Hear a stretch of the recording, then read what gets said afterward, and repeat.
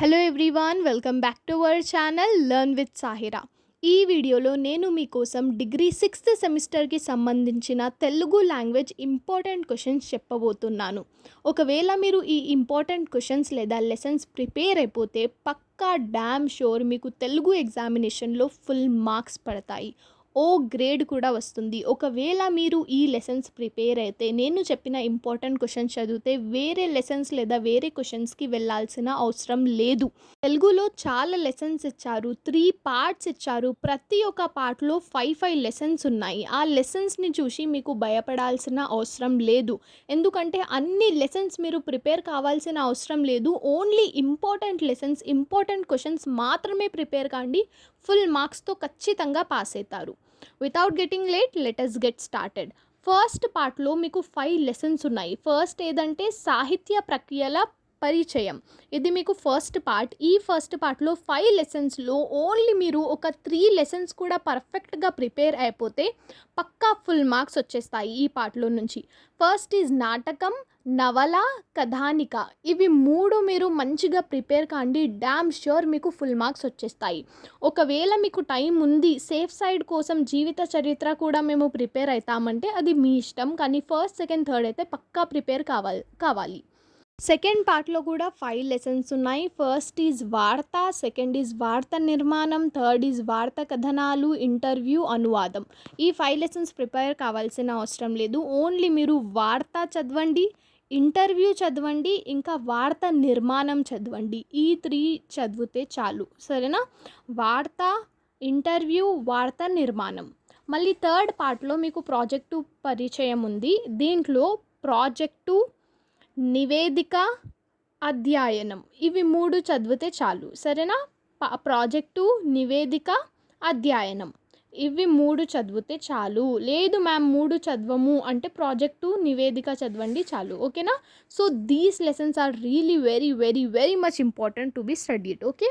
ఇప్పుడు మనం ప్రతి ఒక్క లెసన్ గురించి ఒక క్విక్ రీక్యాప్ తీసుకుందాం. అంటే ఈ లెసన్లో ఏముంది, ఆ లెసన్లో ఏముంది. ఒకవేళ మీరు ఇది విన్నట్లయితే మీకు ఒక ఐడియా వస్తుంది ఈ లెసన్ దేని గురించి ఉందని, సరేనా? ఫస్ట్ లెసన్ ఈజ్ నాటకం. నాటకం అంటే డ్రామా లేదా ప్లే. ఇంగ్లీష్లో దీన్ని డ్రామా అంటారు. ఇది ఒక నాటిక రూపంలో ఉంటుంది.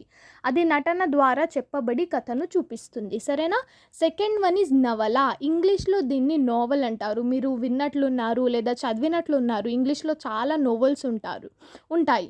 ఇది ఒక కథారూపం, సరేనా? రచయితకు కల్పన చేసిన కథ ఉంటుంది. థర్డ్ వన్ ఈజ్ జీవిత చరిత్ర.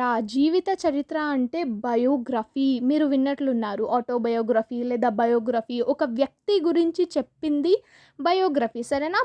మన గురించే రాసుకుంటే అది ఆటోబయోగ్రఫీ, వేరే వాళ్ళ గురించి రాస్తే అది బయోగ్రఫీ.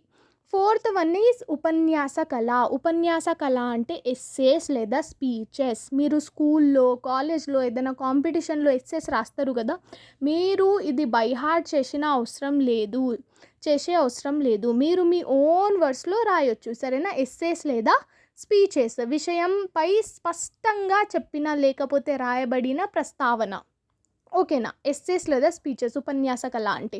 ఫిఫ్త్ వన్ ఈజ్ వార్త. వార్త అంటే స్టోరీ లేదా న్యూస్. వార్తలు చూస్తుంటారు కదా, న్యూస్. ఇది ఒక చిన్న కథగా లేకపోతే సమాచారంగా ఉంటుంది, ఓకేనా? న్యూస్ అనుకోండి వార్త అంటే, సరేనా?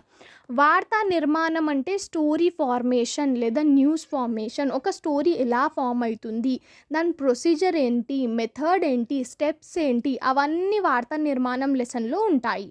సెవెంత్ వన్ ఈజ్ వార్త కథనాలు. వార్త కథనాలు అంటే స్టోరీ నరేషన్స్. స్టోరీని నరేట్ ఎలా చేస్తారు అంటే స్టోరీని తయారు ఎలా చేస్తారు, ఎలా రాస్తారు, అది వార్త కథనాలులో ఉంటుంది. కథలు చెప్పడం లేకపోతే వివరించడం అని అర్థం, సరేనా?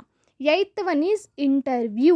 ఇంటర్వ్యూ అంటే ఇంగ్లీష్లో కూడా దీన్ని ఇంటర్వ్యూ అంటారు. మీరు చూసినట్లున్నారు, ఇంటర్వ్యూస్ చేస్తూ ఉంటారు ఫేమస్ పర్సనాలిటీస్ది, లేదా ఎవరైనా పాపులర్ ఉన్నారు లేదా ఎవరైనా గ్రేట్ పర్సనాలిటీ ఉందంటే వాళ్ళ ఇంటర్వ్యూస్ తీసుకుంటారు కదా, అడుగుతారు కదా మీరు ఎక్కడి నుంచి ఉన్నారు, మీకు ఇది ఎలా, అది ఎలా అని అడుగుతారు కదా! క్వెషన్స్ అడుగుతారు. అంటే వాళ్ళ ఆన్సర్స్ తీసుకుంటారు. దాన్ని ఇంటర్వ్యూ అంటారు. ఒక వ్యక్తిని ప్రశ్నలు అడిగి తన అనుభవాలను తెలుసుకోవడం ఇంటర్వ్యూ. ఓకేనా?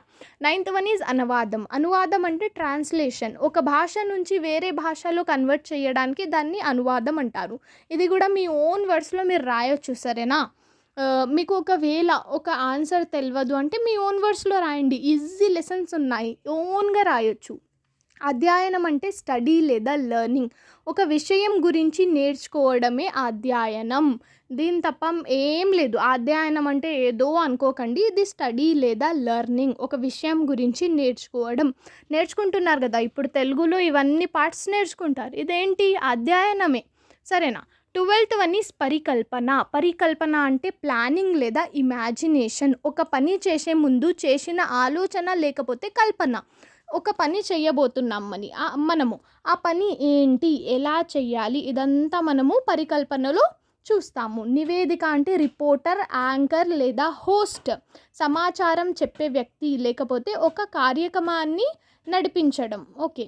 ఇంకా కథానిక ప్రాజెక్టు వదిలేశాను. కథానిక ఏంటో చూసుకుందాం. కథానిక అంటే షార్ట్ స్టోరీ. ఈ కథానికలో ఒక మోరల్ మెసేజ్ ఉంది అని షార్ట్ స్టోరీస్ చదువుతుంటాం కదా మనం స్కూల్ లైఫ్లో ఉంటుండే షార్ట్ స్టోరీస్. అలా కథానిక అంటే షార్ట్ స్టోరీ. నెక్స్ట్ ప్రాజెక్టు అంటే ఇంగ్లీష్లో ప్రాజెక్ట్. మీరు చాలా ప్రాజెక్ట్స్ చేసినట్లున్నారు ఇప్పుడు వరకు. మీ ఫైనల్ సెమిస్టర్లో కూడా మీకు ప్రాజెక్ట్స్ ఉన్నాయి ఆర్ఎంపీఆర్ సబ్జెక్ట్లో కదా. సో ప్రాజెక్ట్ చాలా ఇంపార్టెంట్. ఇలా చెప్తూ ఉంటాం కదా, ప్రాజెక్ట్స్ చేస్తుంటాం కదా, ఆ ప్రాజెక్ట్ ఎలా తయారు చేస్తాం, ప్రాజెక్ట్ అంటే ఏంటి, ఇవన్నీ ఈ లెసన్లో ఉంటాయి. మీకు ఏమైనా వేరే ఇంపార్టెంట్ క్వశ్చన్స్ కావాలంటే కమెంట్ డౌన్.